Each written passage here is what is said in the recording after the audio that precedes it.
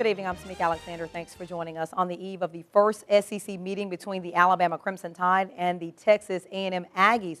Former Aggies players who were coached by Paul Bear Bryant are in Tuscaloosa this weekend to be honored during tomorrow's game. But first, they came to the Bryant Museum tonight for a reunion. Many players from the mid to late 50s were in attendance at this event, including members of the infamous 1954 squad known as the Junction Boys. The team was subject to a grueling summer practice before that season in Junction, Texas. The 54 team was the only losing team in Bear Bryant's coaching history, but some members of that team went undefeated 2 years later. Junction boy Bobby Lockett says they are thankful for the time Bryant was their coach. We were thankful that he was a taskmaster and he put us through that. Because later in life, we remember one thing he taught us: don't ever give up. Now the Tide will honor the Coach Bryant Aggies players during tomorrow's pregame festivities. And fans are already getting ready at the capstone for this historic matchup. Game time is set for 2:30 tomorrow afternoon. You can watch the game on CBS or you can listen to it on 95.3 The Bear in Tuscaloosa and 94.5 in Birmingham. And as you know, WVUA is the place to start your football Saturdays. Don't miss Crimson Tide kickoff tomorrow morning at 8 a.m. Gary Harris will have complete game day coverage with special guests, a breakdown of the matchup, and feature stories on the Tide. That's tomorrow morning only on WVUA. Well, a big part of Bama's emotional win over LSU last week is back in Tuscaloosa. They're calling it the AJ to TJ ball. Now, it's the football A.J. McCarron threw to T.J. Yeldon to score the winning touchdown in the final minutes of the game. It's now on display at the Bryant Museum for all of the Bama Nation to see. Director of the Bryant Museum, Ken Gaddy, says all it took was an email to the athletic department, and less than 24 hours later, the ball was in the museum's hands. Gaddy says the football is a way to remember the Tide's journey on the road to 15. It's one page in this long book about this football season, and we still got a lot of chapters to go. We got another game this week, so it's a very important part of that LSU chapter, and we'll see what happens this week. But it's a lot of fun to touch and hold those items of Alabama football history. And if you'd like to see the ball in person or visit the other items at the Bryant Museum, call 205-348-4668 for more information, or visit our website, WVUATV.com, for a link to their website. Well, an Alabama alumni and World War II veteran is in Tuscaloosa this weekend to fulfill a bucket list dream of attending one more Alabama football game. His best friend of 65 years just happens to be an Aggie fan, making this the perfect football weekend for these two pair of Air Force veterans. Major Thomas Griffin and Lieutenant Colonel Richard Cole spoke to current University of Alabama ROTC cadets about their mission of retaliation against Japan in 1942 after the attack on Pearl Harbor. Army ROTC Cadet Commander Christina Jones tells us the cadets enjoyed hearing the veterans' advice and story of survival. To say that one of our alums was able to be a part of that is absolutely amazing, and the fact that we can have him here and see what it was like for him and see what he has, all the advice that he has to offer us as future officers as well, is incredible.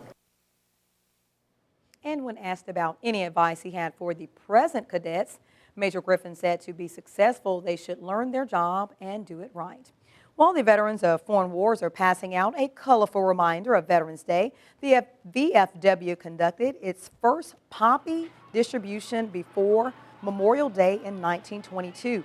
Becoming the first veterans organization to organize a nationwide distribution, the poppy soon was adopted as the official memorial flower of the veterans of foreign wars of the United States. Money raised goes to benefit National Veterans Rehabilitation and Service Programs and partially supports the VFW National Home for Orphans and Widows of our nation's veterans.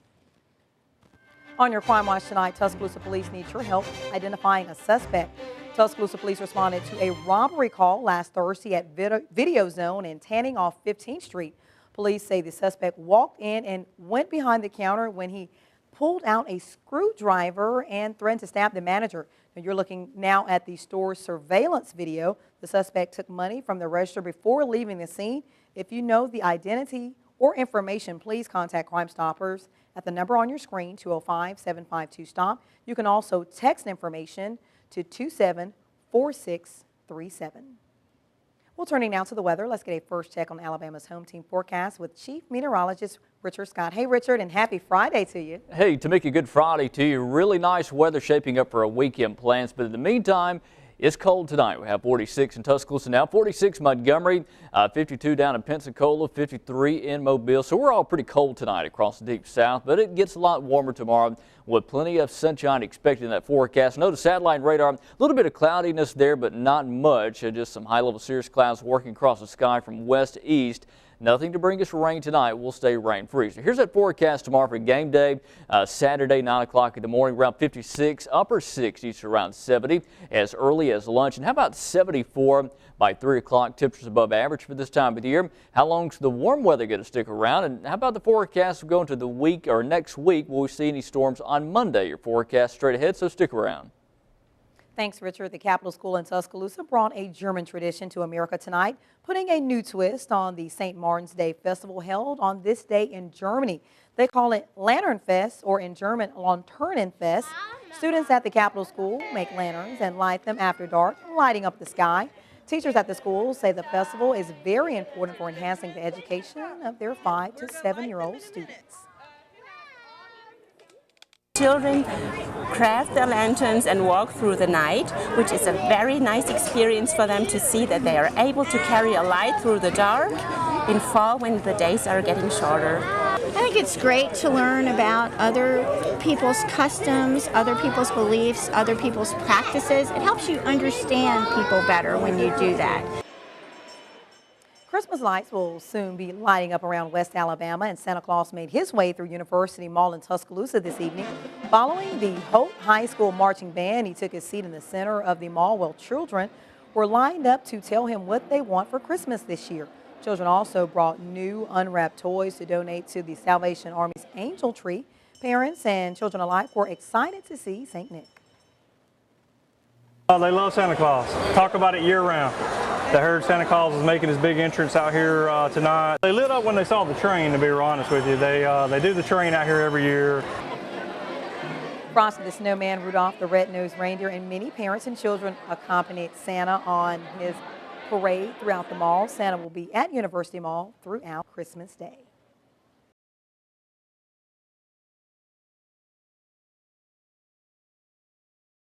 Kentuck is a unique festival, that there's nothing else quite like it, with quite the good spirit and also the mix of different kinds of art.